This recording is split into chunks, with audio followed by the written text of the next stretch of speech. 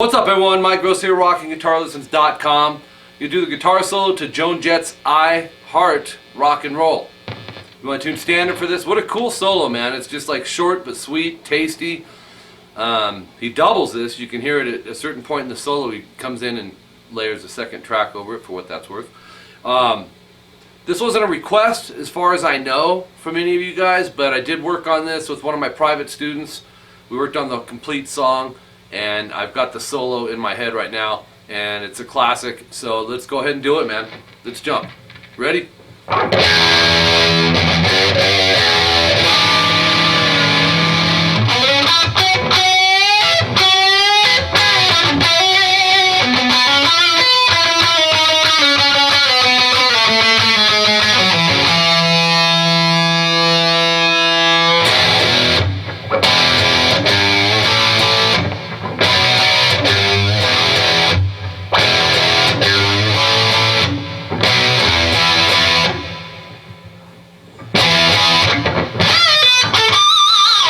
Anyways, we're not doing that part, but let's jump in. Because I got a lesson I'm going to get to on Skype. Got enough time to get this going for you guys. So we're going to start with the open E. And then you'll hear some fret hand muting right above fret 2. The reason I say fret 2 is because we're going to be hitting the second fret in a second. So don't fret about it. Fret about it. Alright, so we got a couple ways. You can go down, up, or down, down. So, got some reverb going, like the 80s. Second fret, low E, it's our F sharp note. You're going to pick, bend it a half step. Remember, a half step is what? One fret. When you're bending, you're taking a note and going sharp with it. You got to know where the stop point is, where your target is. The target is a G note. You're bending it to that. There's a slight little pinch on there too, I think. Just barely though.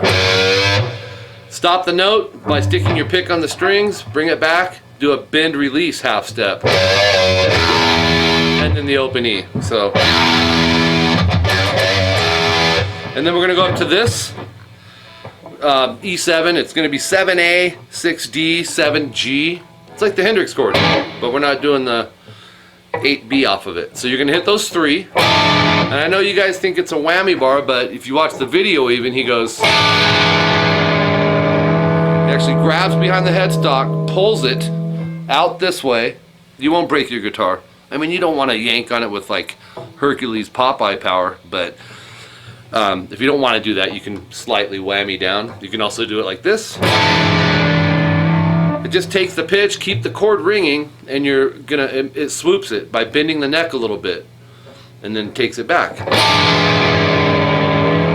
a pretty cool trick if you don't have a whammy bar.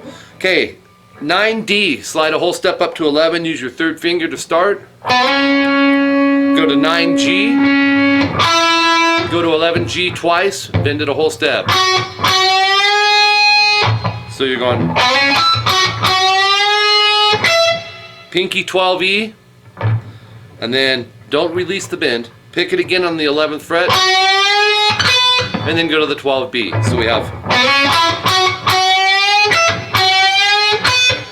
See how I keep the bend there, and I'm dropping the pick and part of my palm really over the strings. You're going to want to do a pre-bend release off this double stop. Double stop is just these two notes. 11G, 12B. You're going to release this. Release the 11 down to its pitch. So, right? Palm mute the 9G, palm mute the 11D after that. So,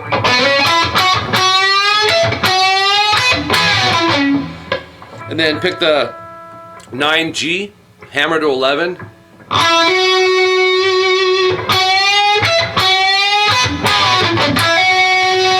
Palm mute the 9th fret on the D string 2 times.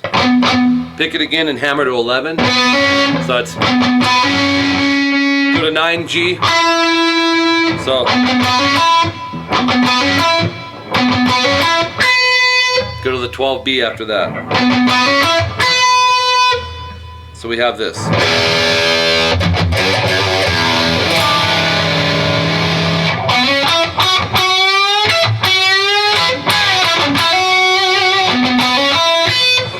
Well, the rest is almost completely done on the G string here. It's a linear E major scale.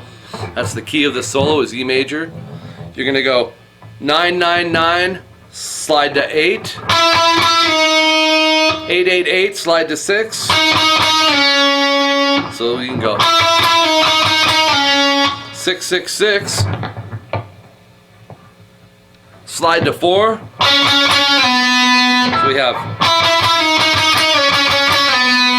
and then the 4th fret, pick, pick, pick, slide to 2. 2nd fret, pick, pick, pick, slide to 1.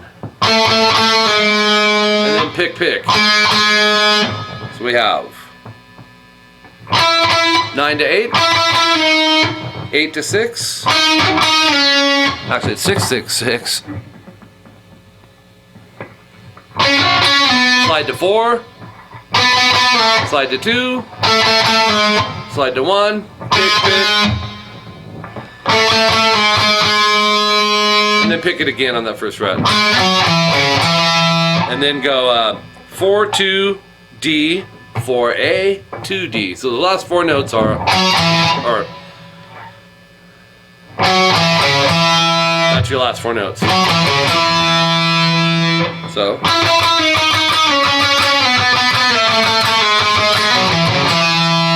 and you could kind of like mess with like the fingering. I'll go ahead and sit down now. You can kind of mess with like your own fingering, you know, that you want to use for it. And I'm using the 2nd and 4th just because it's kind of there, you know. I think on the intro when I played it, I actually used my the 1st finger on this, so it's not wrong either way, man. You wouldn't want to play this whole solo with 1 finger, you know. You couldn't anyways because we have some of those bends where you got to have 2. But yeah, you never want to make 1 finger do all the work. Some stuff, you know, you just got to decide as a musician what is kind of like jiving with you and what's feeling the most comfortable sometimes. And then other times it's an issue of, you know, if I have to use my pinky, then that's never going to be the comfortable one. You don't want to think like that either. You want to get the pinky involved. He gets his feelings hurt real easy, you know. If you don't believe me, don't use him and then try to use him. And he'll get rebellious with you and like stubborn and thick-headed. And then you'll get pissed off when you're playing. So remember, there is a 666 in this, but yeah, it's just, my humor's warped, guys. Sorry. So let me. Well, I'm going to play this on the outro for you. How's that? Before I do that, I got to wrap this lesson up. It's a short but sweet solo. It's tasty. Tell me if you can hear where the 2nd guitar track comes in. You know, I've been around recording studios my whole life. A session player and with my own bands and stuff, and my own recording studio here at RGL Studios. So it's like I'm used to that, but you can hear it at a certain point. It's not at the beginning. It's not the it's right after that. You'll hear a 2nd guitar probably, which, you know, when you hear that, you know the guitar player planned this solo. He worked it out and wanted to play it like that, or he wouldn't be able to double it. You know what I'm saying? Which was one of the cool vibes about the 80s is usually these guitar players, you know, I remember growing up in the 80s and I couldn't wait for the solo to come up in a song. And you guys that are my age, well, not just guys that are my age, and gals, yeah, I'm sure you can relate, man. It was, for me, I could not wait to hear the solo. You know, the new Rockin came out and I get to hear what Lynch is going to do for, you know, In My Dream solo or whatever. It was just always a treat. And Randy Rhoads and Eddie Van Halen and all that, Dimebag. You know, you just get excited about the solo. Back then, more so than the song, you know what I mean? Which seems silly, but not really. Hey, that rhymed. Seems silly, but not really. Seems silly, but not really. Not just kidding. Alright, so I got to wrap this up because I do got to get in and do a lesson. I do teach privately on Skype if you're interested. My Skype contact name is Rockin Guitar Lessons.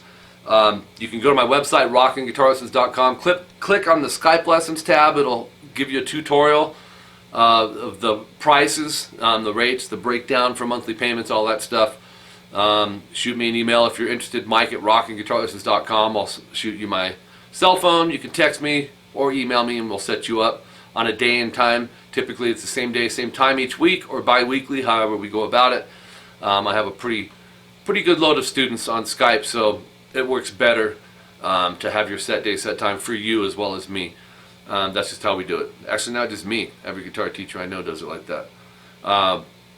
Check out my CVT lessons, by the way. I've been really getting a lot of CVT students, and watch the tutorial on that. It's custom video tablature. It's basically you pick the song or whatever it is, whatever the concept is. I figure it out by ear, handwrite the tabs, subgroup, timestamp everything, scan the tabs, email them to you, and then I record a video lesson that goes along with it, and they're hand in hand. They're really like high def, detailed. Okay, so be sure to check out the website while you're there. Fill out the contact information. Check out the freebies. Got some free stuff on there.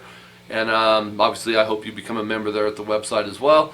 And until next time, I'm Mike Gross, rockinguitarlessons.com. See you guys later.